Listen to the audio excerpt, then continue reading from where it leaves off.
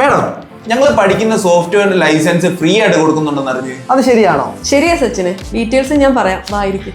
ഇപ്പോൾ അരീന തന്നെ വരുന്ന സ്റ്റുഡൻസിനൊക്കെ നമ്മൾ ഫ്രീ ആയിട്ട് സോഫ്റ്റ്വെയർ ലൈസൻസും കൂടെ പ്രൊവൈഡ് ചെയ്യുന്നുണ്ട്. എന്തുകൊണ്ടാണെന്ന് വെച്ച് കഴിഞ്ഞാൽ നമ്മളിപ്പോൾ സോഫ്റ്റ്വെയർ ലൈസൻസ് വേർഷനിൽ നമ്മൾ പഠിപ്പിച്ചാലും സ്റ്റുഡൻസ് വീട്ടിൽ പോയി യൂസ് ചെയ്യുന്നത് ക്രാക്ഡ് വേർഷൻ ആയിരിക്കും. നമ്മൾ എത്ര പർച്ചേസ് ചെയ്യാൻ പറഞ്ഞാലും അവർ പർച്ചേസ് ചെയ്യണമെന്നില്ല. അപ്പം പുതിയതായിട്ട് AI ടെക്നിക്സ് അങ്ങനെയുള്ള കാര്യങ്ങൾക്കൊന്നും അവർക്ക് ഈ ക്രാക്ഡ് വേർഷനിൽ യൂസ് ചെയ്യാൻ പറ്റത്തില്ല.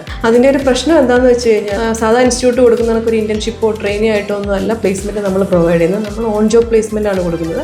അവിടെ ചെല്ലുമ്പോൾ എല്ലാ ടെക്നിക്സും സ്റ്റുഡൻസ് അറിഞ്ഞിരിക്കണം.